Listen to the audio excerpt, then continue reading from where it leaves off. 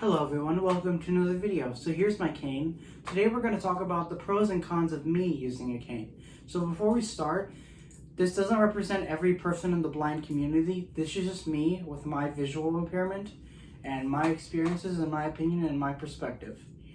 So let's get started. So I first off want to say let's talk about my orientation and mobility and where I currently am standing now. So I first started taking O&M since I was 3 years old because I started in a special vision program that helped people who are blind or visually impaired in any way. And I didn't use the cane until 6th grade, which was 2015, and I was 14 years old in the end of 2015. And I've always been legally blind ever since birth, like I've mentioned in past stuff that I've shared with you guys. And I did get training with using the cane. It didn't take too long for me to pick up on it when I started using it because I really enjoyed using something like this. They gave me a cane because my depth perception and also in dim and dark lighting that I might not be able to see. And I didn't use the cane full time because I've always had enough vision to at least get by without the cane in certain situations, but not all the time though. So they were like, okay, Christian needs to use the cane because of his depth perception. Like stairs, if I had a hard time seeing the drop off on stairs or the steps, to me, it looked like it was just a slide. It really depends on the color contrast too and lighting around it. And like certain things kind of look flat to me, like I couldn't see certain drop-offs still to this day as well. Certain things look flat to me and I don't know until I've almost tripped before. Now I always put my foot out first, even with my cane here. And then I needed to start using the cane full time because I chose to do it. Because I saw my one other friend using her cane full time, like she got around the same time as I did, because both of us, you guys know my friend Brooke from my 20th birthday video. She didn't get a cane until around the same time as me, and we both of us come from a pretty similar experience. Like I felt more safer with using a cane full time, no matter where I go in an unfamiliar place and a familiar place. So yeah. And this is the marshmallow tip on my cane. I like the marshmallow tip. I've never tried any other tip. I just like this one. I'll talk about the pros of using a cane. So the pros. People see this cane is more universally recognized because it has the red strip by the tip and also it has the white. So people see it and know that I'm visually impaired or someone might be blind. So they know what's up when they see that, and also they're more helpful. They're more helpful because they know that I might need some help if they see me struggling with something, and I appreciate that. Another pro is that this actually happened to me when I was in my volunteer position at the hospital last year. I was with my two other sighted coworkers. And we were walking upstairs on one of the upper levels. One of the nurses at the nursing station came over by me and she saw my cane hanging on my pants. And she's like, hey, what's that? And I was like, it's my cane. I'm visually impaired. And she's like, oh, that's so cool. And I'm like, yeah, it's really cool.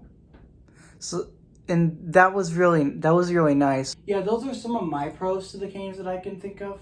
Here are some of the cons. People see me a little differently because I have a disability. Like when they see this cane, they stare at me, which I don't really care. If people stare at me, I can see them staring at me if I look all the way this way because, as I said before, I don't have vision in my right eye here. So I could sometimes see people coming in my line of sight, staring at me when they walk past me. It doesn't really affect me because I know why. So I'm just like, yeah, whatever. I don't really care if they stare. But sometimes it just gets annoying sometimes, because I wish people could stop staring, but whatever. another one is that people don't come, I mean, like, I'm shy around people, new people specifically, and sometimes I feel vulnerable with just using a cane because I'm just by myself. But here's where the part of the guide dog thing comes in and why I chose to commit to get a guide dog. So the reason why is because I like the social aspect, because like a lot of people love dogs. So part of the school's logo has a picture of this round circle with the dog and its owner looking at each other. For someone who may not have been around someone who is blind or visually impaired, or just hasn't been around anyone with any disability in their lifetime. So yeah, like I feel like that's going to be a nice thing for me. There's definitely going to be challenges, but hey, like it's all going to be worth it. I know it. And I just got approved by my guide dog school, Guiding Eyes for the Blind. I'll pull up a photo of their logo here.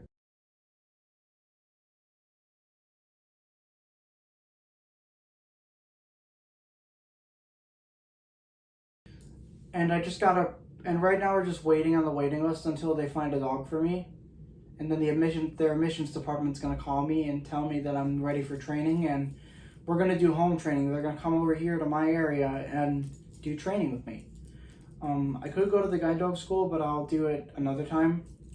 Another con of a cane is that sometimes I feel vulnerable at times. Like if I'm in an unfamiliar place and I just have no idea where I'm going, I sometimes feel vulnerable and I just feel lonely sometimes. Even though it's important for me to deal with some, like challenge myself, it's important. But still, like sometimes I just feel vulnerable, and sometimes people are a little too over helpful, if you know what I mean. Like I appreciate the help, like I've said in my pros list, but on my cons list, sometimes I just don't want help or anything. I just want to be alone and do it by myself. And I do pretty well with being alone. I'm an independent guy, but sometimes I just don't want help, and I just want to be alone and do it on my own and figure it out myself. That's some of my pros and cons list to my canes. That's at least some of the stuff I can mention. I'll definitely do a pros and cons list of guide dogs once I get my guide dog. And then I'll do like a pros and cons list of the cane versus the guide dog. And, you know, just give me my perspective like once I transition over to a guide dog. And also, I've also used the cane in my right hand. I've never been left-handed cane user.